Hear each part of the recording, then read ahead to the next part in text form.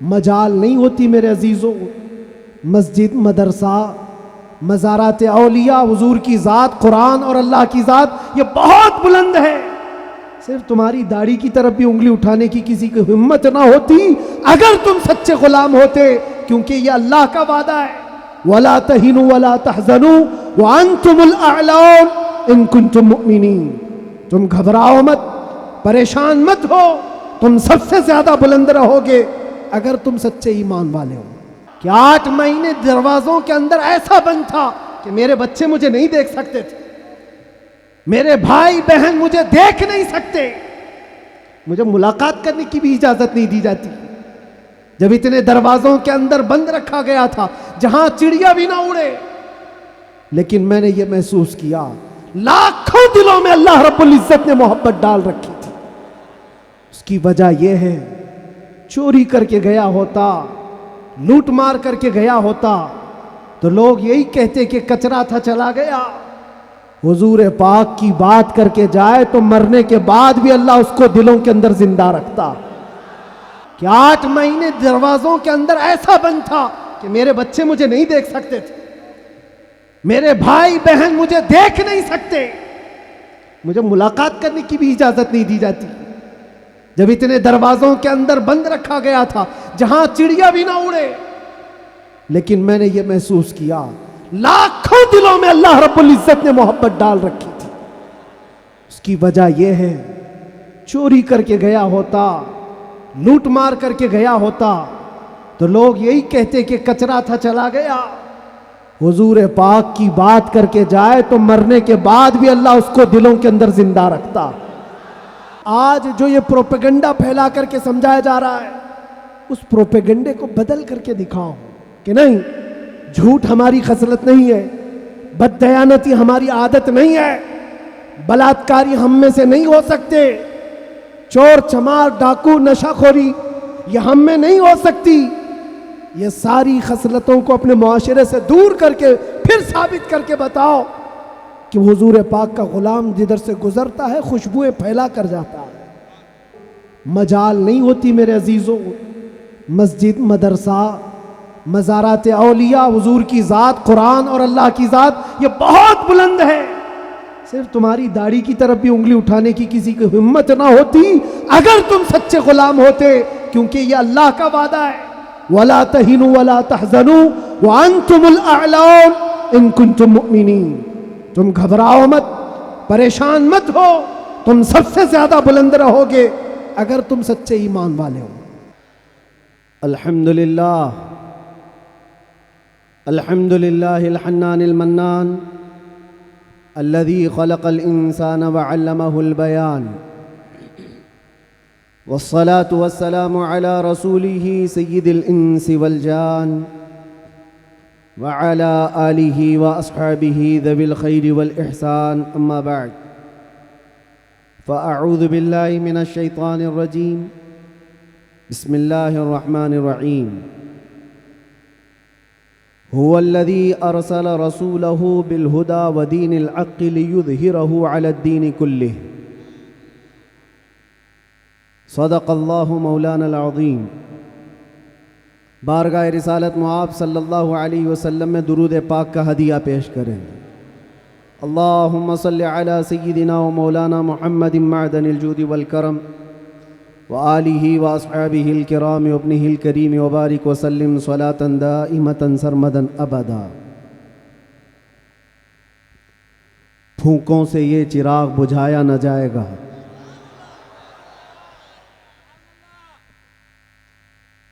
میرے عزیزو. یہاں سے ہم اپنی گفتگو کا آغاز کرتے ہیں.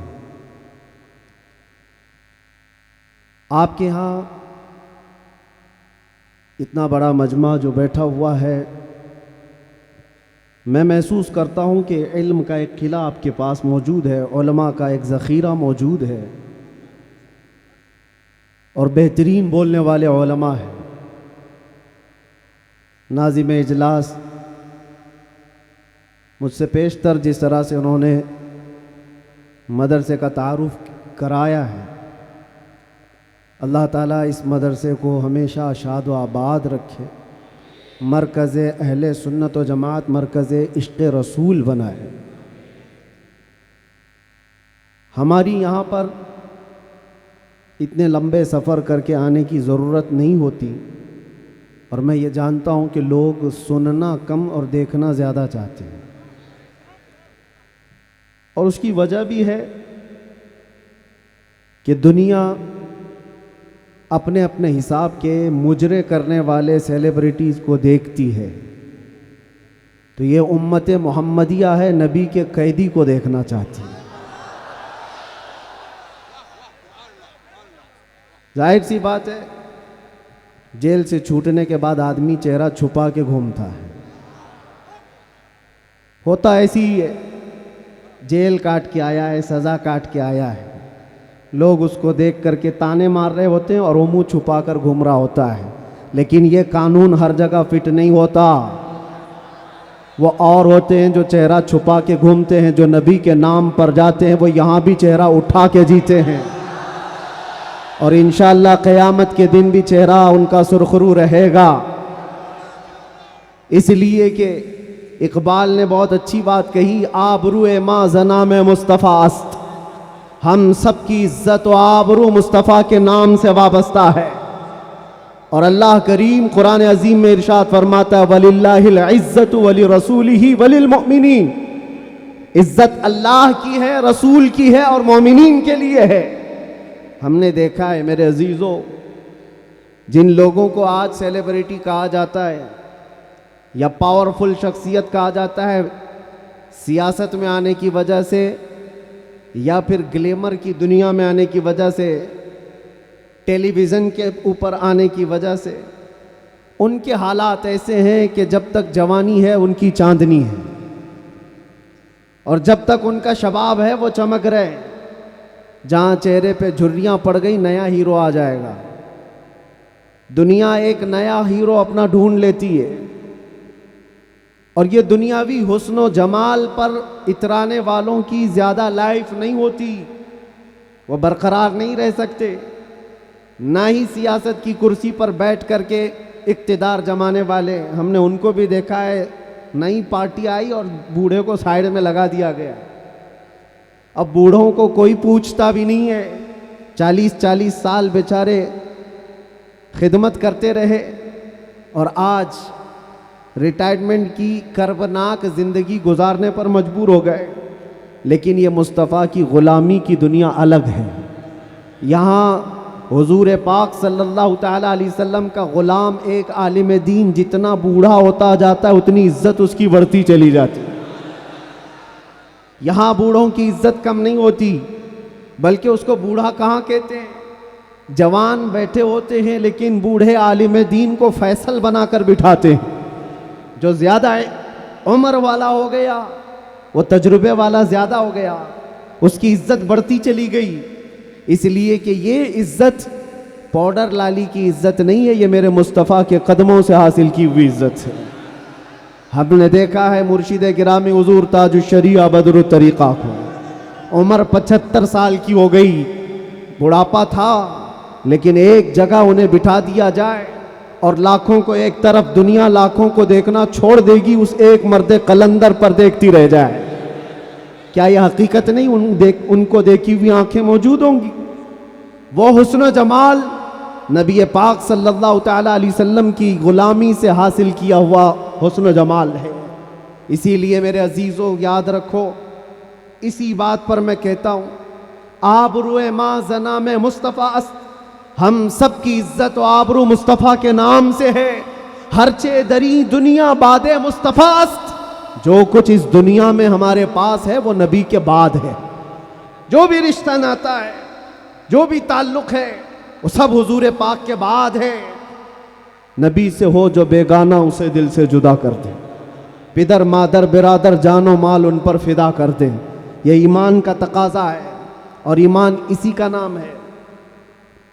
اور اعلیٰ حضرت امام اہل سنت فاضل بریلوی کیا فرماتے ہیں؟ ایمان کسے کہتے ہیں؟ اس کی دو چند مثالیں آپ کے سامنے رکھتا ہوں. اور جب یہ ایمان آ جائے تو میرے عزیزوں، یہ جو آندھیاں چل رہی، یہ جو طوفان آئے ہوئے ہیں یہ رخ موڑ لیں گے، اس لیے کہ سنا ہے قدسیوں سے میں نے کہ وہ شیر پھر ہوشیار ہوگا۔ اقبال نے کہا تھا نکل کر کے صحرا سے جس نے الٹ دیا تھا تخت روما کو، سنا ہے قدسیوں سے میں نے کہ وہ شیر پھر ہوشیار ہوگا۔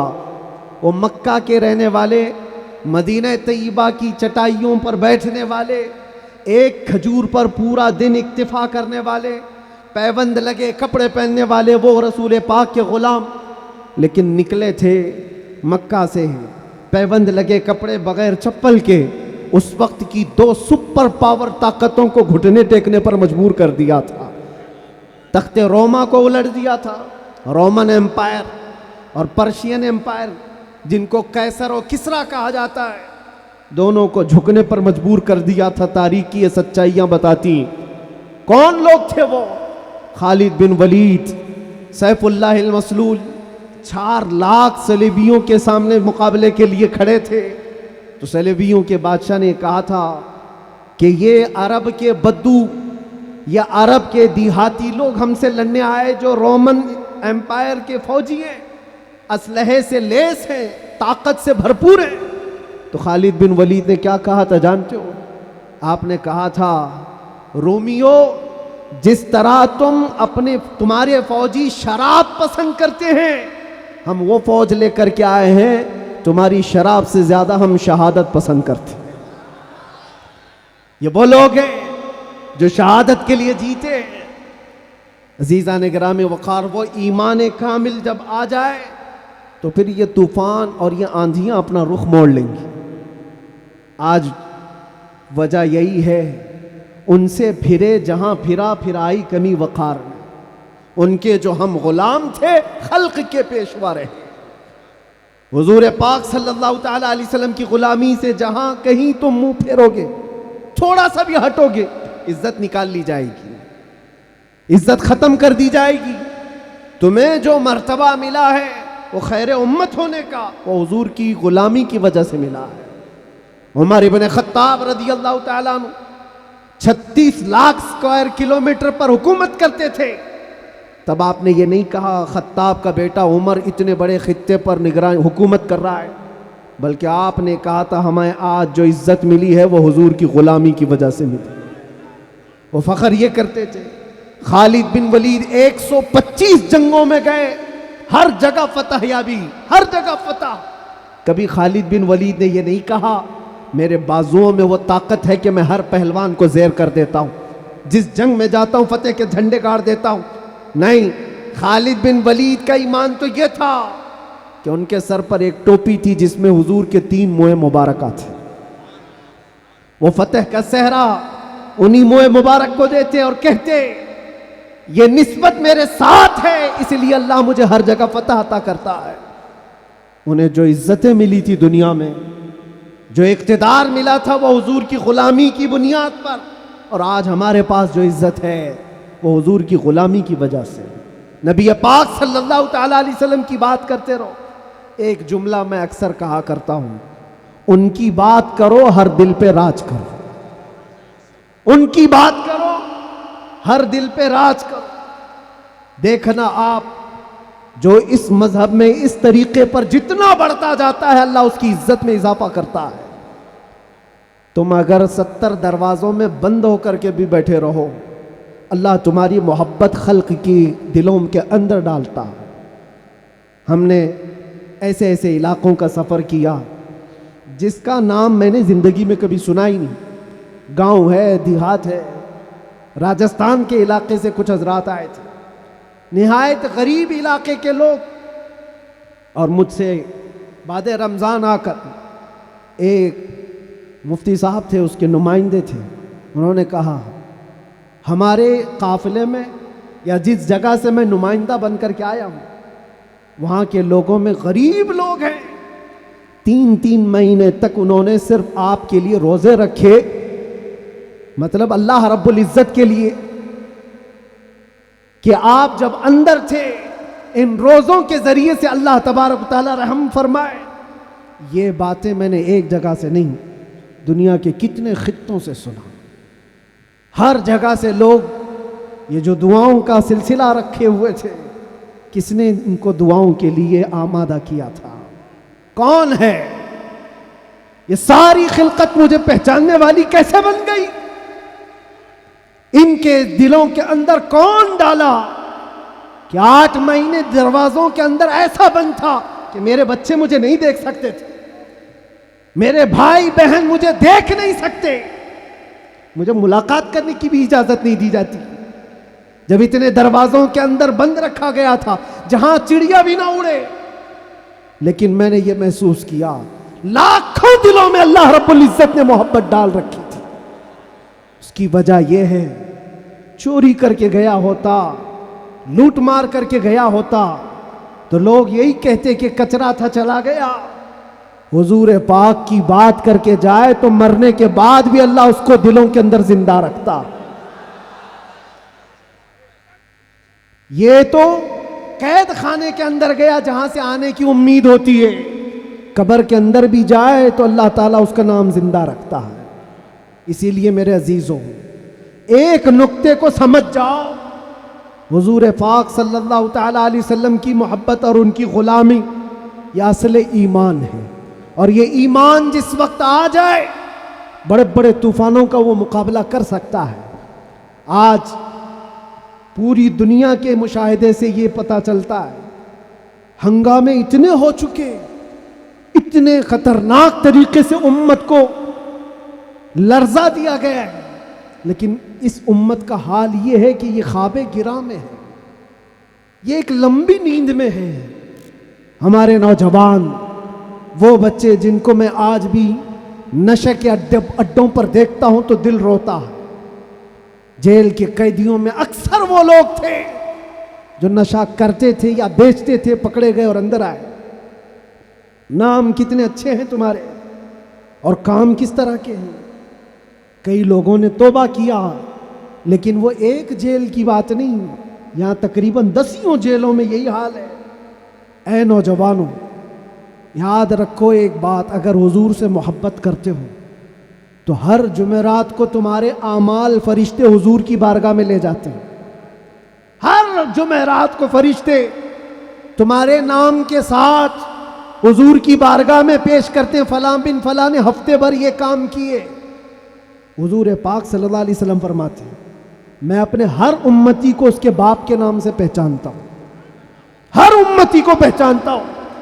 جب اس کے برے اعمال مجھ تک پہنچائے جاتے ہیں تو مجھے غم ہوتا ہے، میں استغفار کرتا ہوں اللہ کی بارگاہ میں، اور جب اچھے اعمال پیش کیے جاتے ہیں تو اللہ کی بارگاہ میں شکر بجا لاتا ہوں۔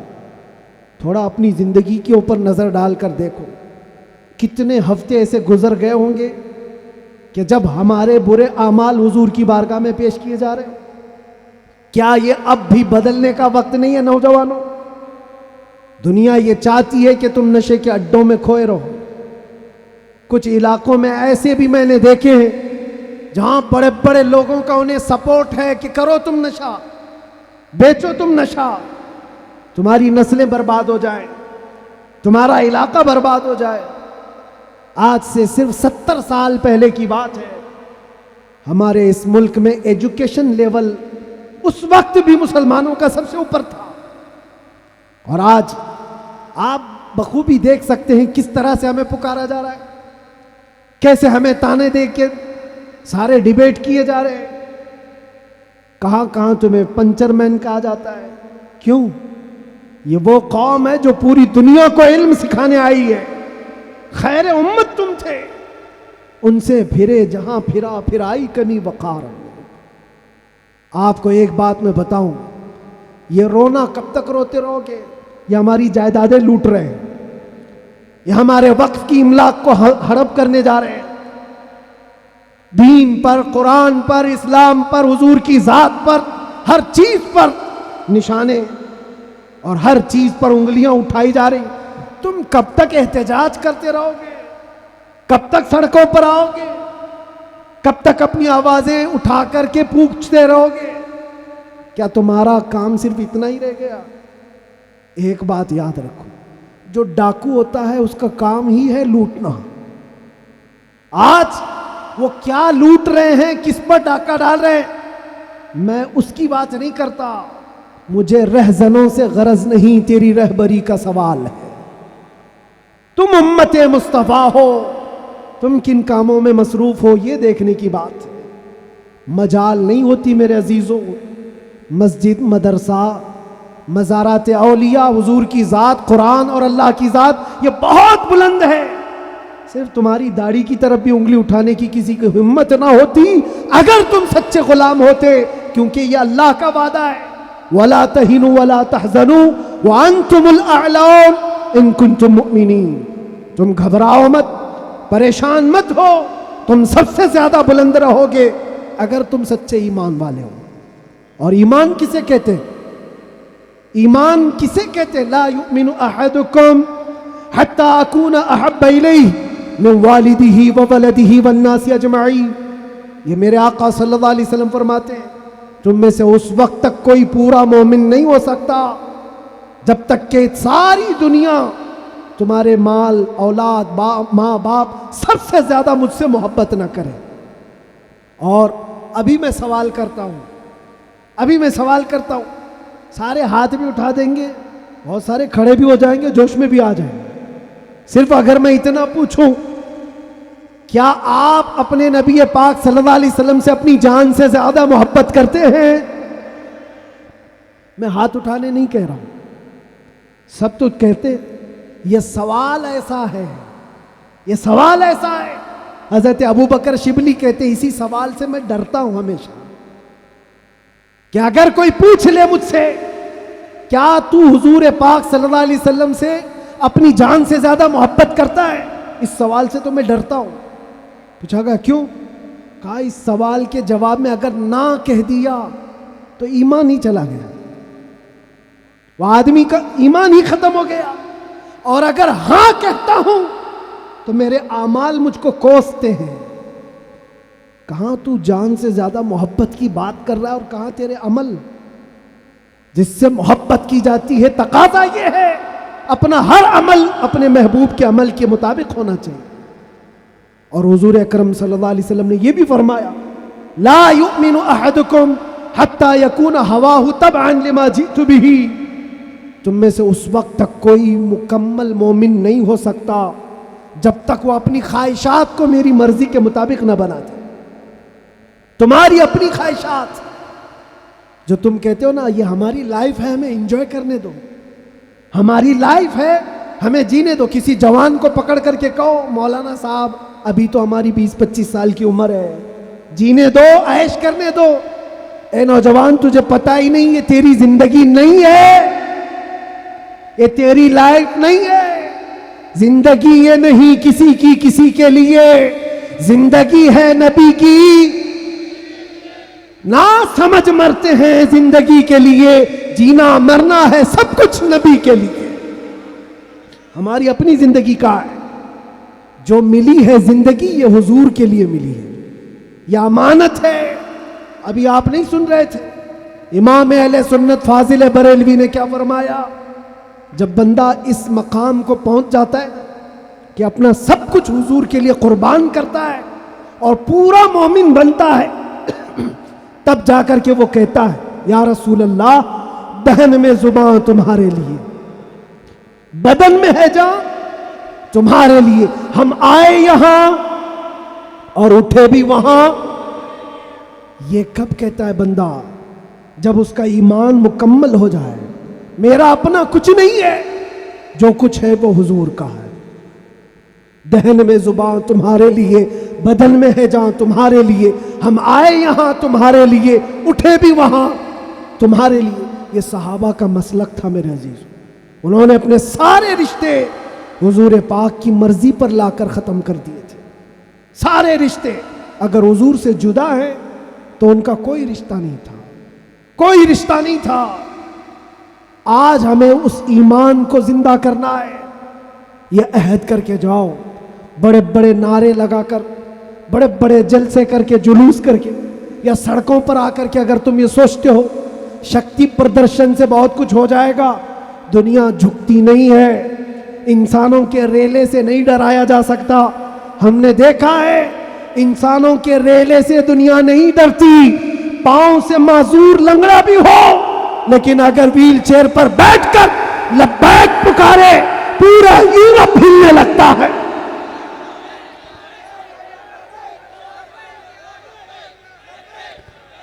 دنیا یہ سیلاب سے نہیں ڈر رہی. دنیا کو اگر خوف ہے تو صرف اس ایمان سے جو عمر ابن خطاب کا تھا، اس ایمان سے ڈر ہے جو خالد بن ولید کے اندر تھا. اسی لیے انگریز آج سے 100 سال پہلے کیا کہہ کر کے گئے تھے پتہ ہے؟ ہمارے بارے میں یہ کہہ کر کے گئے تھے، یہ فاقہ کش موت سے ڈرتا نہیں، ذرا روح محمدی اس کے بدن سے نکال دو. وہ یہ کہتے تھے روح محمدی اس کے بدن سے نکال دو. ڈر اسی بات سے ہے، ڈر اسی بات سے ہے. جہاں روح محمدی آ گئی دنیا کو پتہ ہے یہ سویا ہوا شیر جاگ گیا تو بہتوں کی نیند حرام کر دے گا. جتنے کتے ہیں سب بل میں چلے جائیں گے. حقیقت ہے جتنے کتے ہیں سب بل میں چلے جائیں.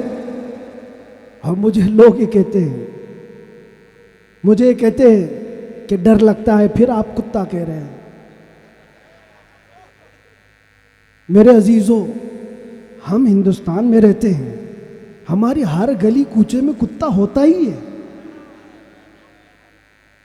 مجھ سے باضابطہ طریقے سے سوال جواب کر رہے تھے، آپ تقریر میں اس طرح سے کہہ رہے ہو، کتا کہہ رہے ہو، کتا کہہ رہے ہو. میں نے کہا کس کو کہہ رہے ہو؟ میں نے کہا کتے کو کتا کہا. کس کو کہا جائے گا؟ ہم کتے کو کتا نہ کہیں تو آپ بولے ٹامی بولے. عزیزان گرامی وقار، مجھے اس سے لینا دینا نہیں ہے. بات یہ ہے کتے کیوں بھونک رہے ہیں اس سے کیا غرض، شیر کیوں سویا ہے اس سے غرض ہے. شیر کیوں سویا ہے اس سے مجھے غرض ہے. نبی پاک صلی اللہ تعالیٰ علیہ وسلم کی امت بزدل تو نہیں ہو سکتی، بزدل نہیں ہو سکتی. ہم کفن بردوش ہیں. ہم دنیا میں آئے اللہ اکبر سن کر کے آئے اور جائیں گے تو اللہ اکبر سن کر جائیں گے. ہے یا نہیں؟ پیدا ہوئے تھے تو کانوں میں کیا سن گے؟ کسی مولوی صاحب نے اذان دی تھی کہ نہیں دی تھی؟ اللہ اکبر کہا تھا کہ نہیں کہا تھا؟ ارے جس دن پیدا ہوئے تھے اسی دن کہا تھا. کیوں کہا تھا؟ یہ تجھے پتا چلے اللہ اکبر کا مطلب اللہ سب سے بڑا ہے، باقی کوئی بڑا نہیں ہے. دوسرے سے ڈرنے کی ضرورت نہیں، اللہ سب سے بڑا ہے. اور جب مرو گے تو امام صاحب جنازے پہ کھڑے ہو کر کے کیا کہیں گے؟ نماز کے لیے رکعت باندھیں گے کہ نہیں؟ اللہ اکبر. جاتے ہوئے بھی ہمارا یہ قانون ہے کہ وہ اللہ کو سب سے بڑا مان کر کے جا رہا ہے. تو پھر یہ بیچ کی زندگی میں ایرے غیرے نتھو کھیرے سے ڈر کیوں؟ زیادہ سے زیادہ یہاں یہ ہوگا جو ہمارے ساتھ ہوا ہے. میاں یہ تو چند دنوں کی بات تھی. صحابہ اکرام میں وہ لوگ ہیں جو 16 سال تک قید کی سزائیں کاٹے ہوئے. حضور پاک صلی اللہ علیہ وسلم کے زمانے میں 16 سال تک قید رکھا گیا. وہ بھی آج مثالیں بہت ہیں، موجود ہیں. آزمائش کا دور، اگر اللہ نے ہماری زندگی میں یہ لکھا ہے تو وہ قبول کرو. اور یہاں آئے ہیں مرنے کے لیے، موت تو آنی ہے سب کی، لیکن ایک مومن موت سے ڈرتا نہیں. کیوں؟ موت اس کے لیے حادثہ ہے جس کا یہ سوچنا ہے کہ مرنے کے بعد جلنا ہے، مرنے کے بعد پھر پتہ نہیں کس شکل میں پیدا ہونا ہے. کتا پیدا ہونا ہے، بلی پیدا ہونا ہے، چوہا پیدا ہونا ہے، سانپ پیدا ہونا ہے. ڈر ہے. مومن موت سے ڈرتا نہیں، اس لیے کہ مومن کا یہ عقیدہ ادھر آنکھ بند ہوگی ادھر دیدار مصطفیٰ ہوگا. اور قبر میں بھی جائے تو کیا خوب کہا ہے ایک عاشق رسول نے، کیا خوب کہا ہے.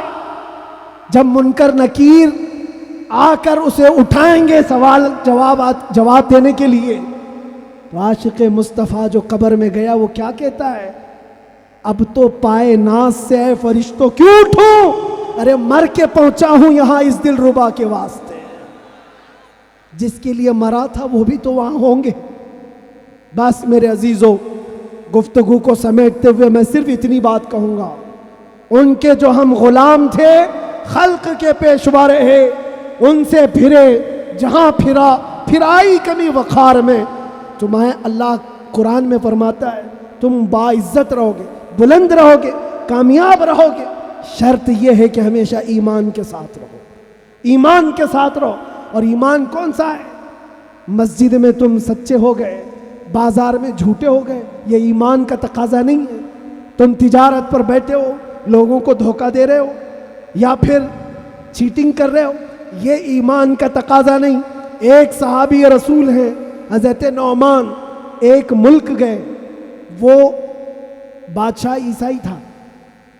جب اسے خبر ملی کہ عرب کے محمد صلی اللہ علیہ وسلم کا ایک سفیر آیا ہوا ہے، ایمبیسیڈر آیا ہے، تو اس بادشاہ نے ریشم کا قالین بچھایا اور سونے کی کلائی کی ہوئی کرسی رکھا ان کے استقبال کے لیے۔ لیکن جب وہ آئے، صحابی رسول حضرت نعمان، اپنی تلوار سے انہوں نے وہ قالین کو ہٹا دی، جو ریشم کا قالین بچھا ہوا تھا ہٹا دیا، کہا میں زمین پر چل کر جاؤں گا۔ پھر جب کرسی دیکھی سونے کی ہے، ہٹا دیا، کہا میں عام کرسی پر بیٹھوں گا۔ بادشاہ نے کہا اتنا ایٹیٹیوڈ ہے، ہم نے آپ کے عزت کے لیے سب کیا تھا، ہم بہت عزت کرتے ہیں آپ کی، محمد صلی اللہ علیہ وسلم کے آپ سفیر بن کر کے آئے۔ اس صحابی نے کیا جواب دیا؟ کہا میں جس نبی کا ماننے والا ہوں، اس نبی نے فرمایا مرد کے لیے ریشم کا استعمال حرام ہے، مرد کے لیے سونے کا استعمال حرام ہے، میں حرام چیز کا استعمال نہیں کر سکتا۔ وہ کہاں تھے؟ دوسرے ملک میں تھے۔ حضور کہاں ہیں؟ مدینے میں ہیں۔ بادشاہ نے کہا آپ تو بہت دور ہیں، وہ نبی کے ملک سے کافی دور ہے، یہاں اگر آپ استعمال کر بھی لیں تو کیا خبر؟ اس صحابی نے جلال میں کہا میرا ایمان یہ ہے میں جس خطے میں بھی رہوں گا میرے نبی کا غلام بن کر رہوں گا، دھوکہ نہیں دے سکتا اپنے نبی کو کہ یہاں پر حضور کا غلام ہوں اور کسی جگہ غلام نہیں ہے۔ آپ سب کی بھی زندگی ایسی ہو کہ دنیا تمہیں کسی بھی جگہ دیکھے تو پہچان لے کہ حضور کا غلام ہے، سچ بولتا ہے، دھوکہ نہیں دیتا، جھوٹ نہیں بولتا۔ یہ تمہاری خصلتیں ہونی چاہیے، تمہاری عادتیں ہونی چاہیے۔ آج اگر کوئی یہ پوچھے نشہ کہاں ملتا ہے تو تمہارے محلے کی طرف کوئی اشارہ نہ کرے، کوئی تمہارے محلے کی طرف نہ آئے۔ سب کی یہ ذمہ داری ہر نوجوان کی کہ جانتے ہو حضور فرماتے ہیں تمہارے تلوے میں کانٹا بھی چبھے تو اس کے درد کا مجھے احساس ہوتا ہے، وہ نبی۔ اور تم اگر نشہ کر کر کے اپنے آپ کو تباہ کر لو گے، اپنے آپ کو برباد کر لو گے، تو اس رسول کو بھی آپ ٹھیس پہنچا رہے ہو، حضور پاک صلی اللہ تعالیٰ علیہ وسلم کو تکلیف پہنچا رہے ہو۔ بدلو اپنی اس زندگی کو، اور میرا میسج یہی ہے اٹھو وہ گر نہ حشر نہ ہوگا پھر کبھی، دوڑو کے زمانہ چال اپنی چل گیا، قوت عشق سے ہر پست کو بالا کر دو، دہر میں نام محمد سے اجالا کر دو، دہر میں نام محمد سے اجالا کر دو۔ اور یہ جو رونا ہے ہمارا، یہ سارے مسئلوں کا حل کیا ہوگا، ہمارا فیوچر کیا ہوگا، ہمارا مستقبل کیا ہوگا؟ ارے اللہ کریم قرآن میں فرمایا ہے، جس سے میں اپنی گفتگو کا آغاز کیا تھا، پھونکوں سے یہ چراغ بجھایا نہ جائے گا، یہ دین اسلام تمہارے اور ہمارے باپ سے چلایا نہیں جائے گا، یہ اللہ کریم کا نظام ہے۔ چنگیز بھی آئے، ہلاکو بھی آئے، بڑے بڑے آئے، سڑے سڑے آئے، اس درخت کو ہلانے کی کوشش کرتے رہے، اور نام و نمود بھی ختم، نام و نمائش بھی ختم، سب چلے گئے، باقی مگر اب تک نام و نشاں ہمارا۔ یونان و مصر و روما سب مٹ گئے جہاں سے، باقی مگر ہے اب تک نام و نشاں ہمارا۔ اقبال نے یہ سچ کہا تھا، توحید کی امانت سینوں میں ہے ہمارے، آسان نہیں مٹانا نام و نشاں ہمارا۔ اس بات کو یاد رکھو، تمہارے مٹ جانے سے میرے قتل ہو جانے سے اسلام نہیں مٹتا، اسلام ختم نہیں ہوتا۔ اندھے لوگ اگر یہ سوچ کر کے بم برسا رہے ہوں، قتل عام کر رہے ہوں، تو انہیں کان کھول کر سوچ لینا چاہیے کربلا کی دھرتی پر امام حسین کے پورے خاندان کو قتل کر دیا گیا، اس وقت جب اسلام نہیں رکا تھا، تو اس سیلاب سے کبھی اسلام نہیں رکنے والا۔ یہ صبح قیامت تک چمکتا دمکتا رہے گا۔ اللہ فرماتا ہے وَلَوْ كَرِهَ الْكَافِرُونَ، اگرچہ کافروں کو اچھا نہ لگے، اللہ تعالیٰ اس دین کو غالب رکھے گا۔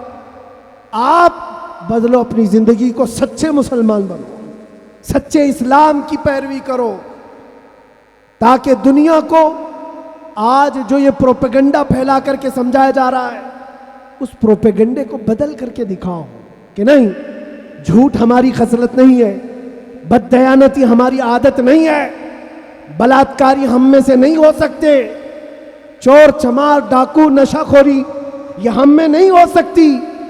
یہ ساری خصلتوں کو اپنے معاشرے سے دور کر کے پھر ثابت کر کے بتاؤ کہ حضور پاک کا غلام جدھر سے گزرتا ہے خوشبوئیں پھیلا کر جاتا ہے۔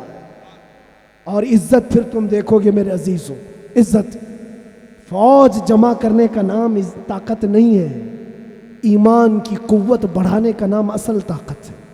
یہ طاقت واپس آ جائے انشاءاللہ العزیز۔ ایک جملہ کہتا ہوں، سنو، کان کھول کر سنو، بہت اچھی بات ہے، یہ میری پوری تقریر کا خلاصہ، لب لباب حاصل کلام۔ کیا کیا چیزیں تمہیں چاہیے، کیا کیا چیزیں چاہیے؟ تخت چاہیے، سیاست چاہیے، قیادت چاہیے، حکومت چاہیے، ایجوکیشن میں مہارت چاہیے، بڑی کامیابی چاہیے، کیا کیا چاہیے؟ زمین چاہیے، جائیداد چاہیے، اوپر تک اڑنا آنا چاہیے، کیا کیا چاہیے؟ سب جمع کر لو، ایک ہی چیز ہے، ایک ہی چیز ہے کہ محمد سے وفا نے تو ہم تیرے ہیں۔ یہ جہاں چیز ہے کیا؟ لوح و قلم تیرے ہیں، لوح و قلم تیرے ہیں۔ اور آج ہم نے محسوس کیا ہے، مجھے کون پہچانتا تھا، میں کس خاندان سے ہوں، یہ میٹر نہیں کرتا، میں اپنے باپ کے نام سے، اپنے خاندان کے نام سے، یا کوئی سیاسی عہدہ رکھنے کی وجہ سے نہیں پہچانا جاتا، بلکہ اگر پہچانا جاتا ہوں تو صرف اس بنیاد پر جب تک بکے نہ تھے تو کوئی پوچھتا نہ تھا، یا رسول اللہ تم نے خرید کر ہمیں انمول کر دیا، لبیک یا رسول اللہ۔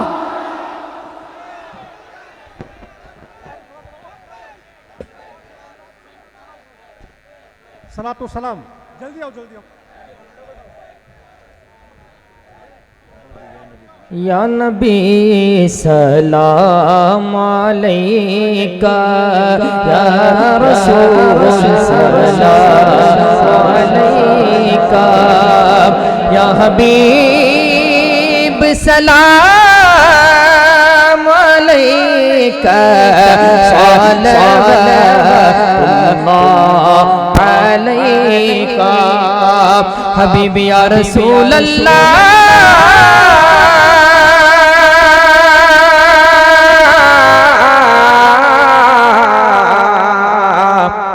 آپ کا تشریف لانا وقت بھی کتنا سہانا۔